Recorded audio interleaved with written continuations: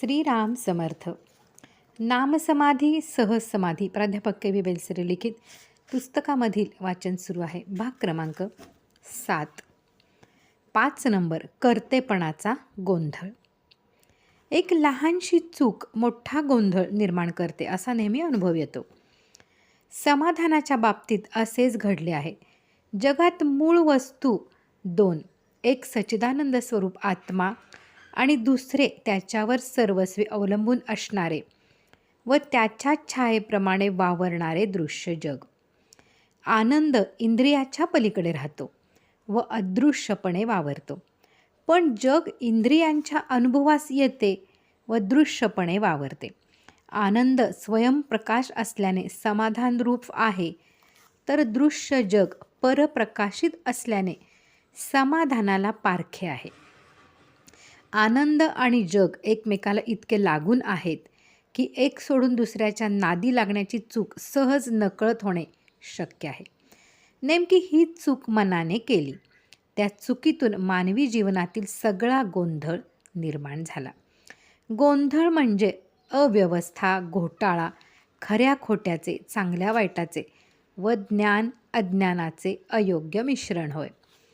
स्वानंदाचे खरेपण विसरून ज्यावेळी मनाने दृश्य जगाला सर्वस्वी खरे मानले, त्यावेळी मोठा घोटाळा झाला. तो असा: आपल्या मनाचा एक चांगला गुण असा आहे की ज्याची संगत ते धरते त्याचे सर्व गुण स्वतःच घेते. इतकेच नव्हे तर ते त्याच्याशी तद्रूप बनते. दृश्य जगातील वस्तूंपर्यंत पोहोचण्यास देह हे एकच साधन आहे, म्हणून मनाने त्याची संगत धरली. त्याच्याशी अखंड सहवास ठेवल्याने देहाचे सर्व गुण मनाला लागले. त्यामुळे मन देहाप्रमाणे अस्थिर, अशांत, अपूर्ण, आकुंचित, अचेतन, अशाश्वत आणि असमाधानी बनले. देह वास्तविक सत्य नाही, पण तोच सर्वस्वी खरा असे मनाने घेतले. जे खरे आहे असे वाटते तेथे मन प्रेमाने चिकटते. प्रेमाने चिकटलेले मन वस्तूशी तादात्म्य पावते. पंचमहाभूतांनी बनलेल्या देहाशी प्रेमाने तादात्म्य पावलेले मन स्वतःचे वेगळेपण अजिबात विसरूनच गेले. किंबहुना मी देहच आहे अशा ठाम समजुतीने व निसंशय भावनेने ते वागू लागले. या घट्ट समजुतीलाच देहात्मबुद्धी किंवा देहबुद्धी असे म्हणतात. देहबुद्धीत हा मनाचा निश्चय बाहेर दिसत नाही. मी कर्ता आहे या विपरीत भावनेच्या रूपाने तो प्रत्यक्षात अवतरतो. कर्तेपणाचा अभिमान, देहाहंकार, कर्तृत्व, मद, मीपणा ही सगळी एकाच देहबुद्धीची नावे असून माणसाचे समाधान नाहीसे होण्याचे मूळ कारण देखील तेच आहे. 6 नंबर. कर्तेपणा कसा ओळखावा. वास्तविक खरा मी सच्चिदानंद आत्माच आहे. ते मी पण भ्रमाने आपण देहावर लादतो. त्यामुळे सगळा गोंधळ माजून आपले समाधान हरपते. बोलण्यात माझा देह असे आपण म्हणतो खरे, पण वागण्यात मात्र देहच मी आहे असे पक्के समजतो. माझा हात, माझा पाय, माझा डोळा, माझे हृदय, माझे शरीर अशी भाषा वापरणारे आपण ठेच लागून पडलो तर माझा देह पडला असे न म्हणता मी पडलो, मला लागले असे म्हणतो. आपण आजारी पडलो तर माझ्या देहाला बरे नाही असे न म्हणता मला बरे नाही असे आपण म्हणतो. जे माझे आहे ते माझ्यापासून वेगळे असल्यामुळे मीच होऊ शकत नाही. बरे, ज्या देहाशी इतक्या आपलेपणाने आपण वागतो त्याची शक्ती कितीतरी अल्प असते. शरीराचे एकंदर सामर्थ्य फार मर्यादित असते. तरी पण मी यौ करीन त्यों करीन, मी अमुक करणार तमुक करणार नाही, असे माझे असे आहे, माझे तसे आहे, मी करीन तर वाटेल ते होईल अशी खोटी भावना माणसाला असते. अगदी क्षुल्लक काम देखील आपल्या हातून हमखास पार पडेलच अशी खात्री कोणत्याही माणसाला नसते. हा सर्वांचा प्रत्यक्ष अनुभव आहे. असा अनुभव येऊन सुद्धा मी करीन तरच होईल अशी घमेंड माणसाला असते. हेच कर्तेपणाच्या अभिमानाचे दृश्य रूप होय. कर्तेपणाने पछाडलेला मनुष्य देहाला सर्वस्व मानतो व म्हणून त्याचे आचार, विचार आणि उच्चार देहाभोवती घोटाळत असतात. तो मानासाठी, प्रतिष्ठेसाठी हापापलेला असतो. मोठेपणासाठी धडपड करतो. आपण केलेल्या सत्कर्माची तो आपणच प्रसिद्धी करतो व आपल्या विद्वत्तेची स्वतःच टिमकी वाजवतो. अधिकार गाजवण्याची त्याला मोठी हौस असते. लोकांनी आपले ऐकावे, आपल्याला चांगले म्हणावे, आपली स्तुती करावी अशी त्याची अपेक्षा असते. दुसऱ्याचा उत्कर्ष त्याला सहन होत नाही. माझे सुख मला मिळाले की झाले अशी अत्यंत स्वार्थी दृष्टी ठेवून तो प्रत्येक काम करतो. जग माझ्या सुखासाठी आहे ही दृढ भावना धरून प्रत्येक कार्यात यशच यावे असा आग्रह तो धरतो. स्वतःवर त्याची मालकी नसल्याने कामक्रोधादी विकारांचा तो दास असतो. बोलण्यावर व कामवासनेवर त्याचा ताबा नसतो. मी देहच आहे ही दृढ श्रद्धा असल्याने स्वतःच्या मुलाबाळात व घरादारात तो माझेपणाने गुरफटून जातो. स्वतःच्या कल्पनेने बनवलेल्या लहानशा जगात वावरत राहून थोडक्या गोष्टींनी तो सुखदुःख भोगतो. देह शाश्वत मानल्याने त्याच्या मनात मृत्यूचा विचार येत नाही. उलट नाना प्रकारे देहाला शृंगारून प्रपंचाच्या उठाठेवी करण्यात तो आपला वेळ घालवतो. प्रपंच हाच त्याचा देव असल्याने गुरुला किंवा देवाला तो प्रपंचाचे साधन बनवतो. म्हातारपणी शरीर थकू लागले की त्याला वाईट वाटते, तरी असंभाव्य गोष्टींच्या प्राप्तीची तो अपेक्षा करतो. त्याला एकांत रुचत नाही, त्याचा कंटाळा येतो. दोषदृष्टीने भरलेला असल्याने लोकांची निंदा करताना त्याला फार आनंद होतो. कोणत्याही परिस्थितीत त्याला चैन पडत नाही.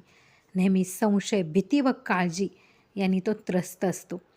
कर्तेपणाचा अभिमान अतिप्रकर्षाने ज्यात साकार होतो असे आणखी एक लक्षण आहे. देहबुद्धीच्या माणसाला असे मनापासून वाटते की आपल्या वासना जर तृप्त झाल्या तर आपले समाधान आपोआप टिकेल. वासना तृप्त करण्यास देह हेच एक साधन आहे. अर्थात देह सुस्थितीत ठेवला की आपले काम झाले. तो तसा ठेवण्यास परिस्थिती अनुकूल करून घ्यायला हवी. द्रव्याने परिस्थिती सर्वस्वी अनुकूल करून घेता येते. पैशाने सर्व सुखसोयी उपलब्ध होतात. म्हणून देहबुद्धीचा मनुष्य म्हणतो की खूप पैसा मिळवावा आणि देह सुखसोयींमध्ये ठेवावा, म्हणजे मग आपल्याला समाधान आपोआप मिळेल. हा दृष्टिकोन एवढा दृढमूल झाला की माणसाचे सर्व प्रयत्न व सर्व कर्तृत्व पैसा मिळवण्याकडे जुंपले जाते. देहबुद्धीच्या खऱ्या विलासाला पैशाच्या लोभापासून आरंभ होतो.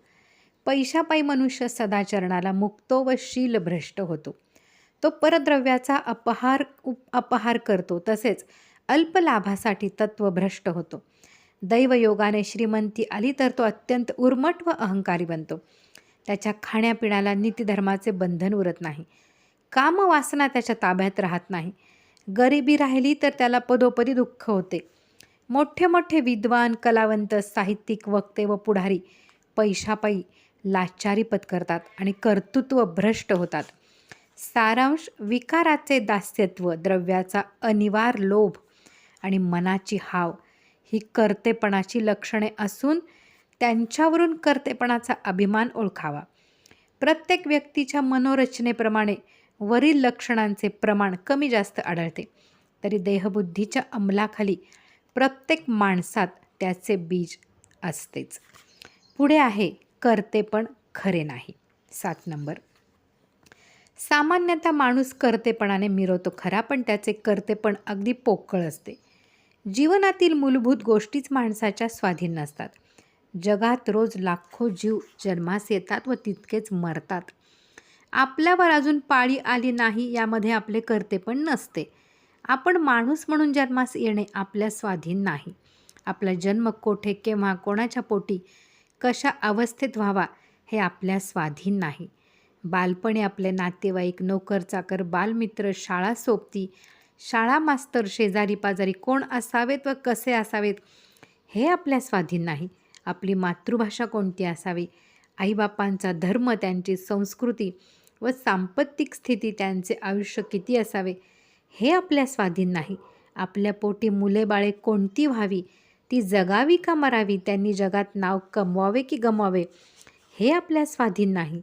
देशातील राजकीय व आर्थिक परिस्थिती कशी असावी, हे आपल्या स्वाधीन नाही. जगात विविध क्षेत्रात खरी मोठी माणसे केव्हा व कुठे असावीत, त्यांच्याशी आपला सहवास घडून यावा, हे आपल्या स्वाधीन नाही. भूकंप, महापूर, अतिवृष्टी, अनावृष्टी, मोठे वणवे इत्यादी नैसर्गिक विध्वंसक घटना थांबवणे आपल्या स्वाधीन नाही.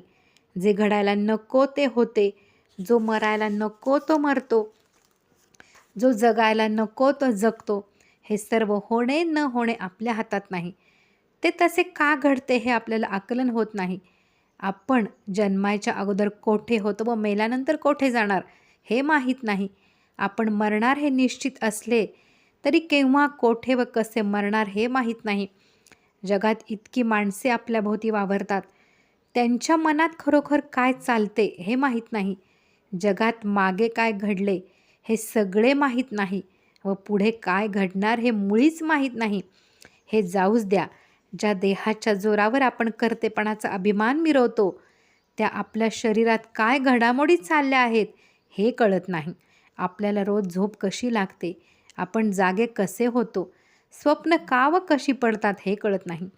जीवनात आपल्या वाट्याला अमुक सुखाचे किंवा दुःखाचे प्रसंग का येतात हे उलगडत नाही. सज्जनपणाने वागणाऱ्या माणसाला दुःखे भोगावी लागतात, तर दुर्जनपणाने वागणाऱ्या माणसाचे जगात उत्तम चालते. ह्या विरोधाचे कारण कळत नाही. तात्पर्य: क्षणभर शांत विचार केला तर मनाला असे पटते की कर्तेपणाने जगलेले जीवन अज्ञानाने वेढलेले असते. अज्ञानातून भ्रम निर्माण होतो. जे जसे नाही ते तसे मानणे हे भ्रमाचे लक्षण आहे. कर्तेपणाचा अभिमान हा भ्रम आहे. आपले समाधान हरपण्यास तोच कारण होतो. पुढे आहे अकर्तात्मयोग, ते आपण पुढे पाहूयात. श्रीराम जय राम, जय जय राम.